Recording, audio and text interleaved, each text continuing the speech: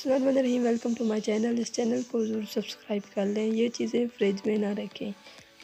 कच्चे आलू फ्रिज में रखने से ख़राब हो जाते हैं और ज़्यादा ठंडक में रखने के बाद काबिल इस्तेमाल नहीं रहते। लहसुन और प्याज इन्हें फ्रिज में रखने से बदबू फैल जाती है जो फ्रिज में मौजूद दूसरी अशिया पर असरअंदाज होती है।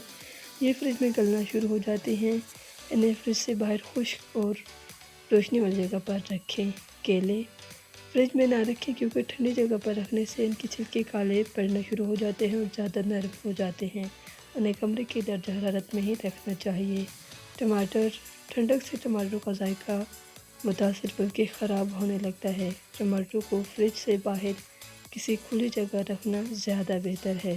तली हुई अशिया तेल में तली हुई खाने की चीज़ें जल्द इस्तेमाल कर लें। बचा हुआ फ्रिज में ना रखें। अगर आप किसी ऐसी चीज़ को फ्रीज करना चाहें तो बगैर तले उन्हें फ्रीज़र में किसी बर्तन में ढक कर या थैली में रख दें। मसाले मिर्च मसाला हरगिज़ फ्रिज में ना रखें क्योंकि नमी की वजह से इनके जायका में फ़र्क आ जाता है, नीज़ तासीर भी ख़त्म हो जाती है।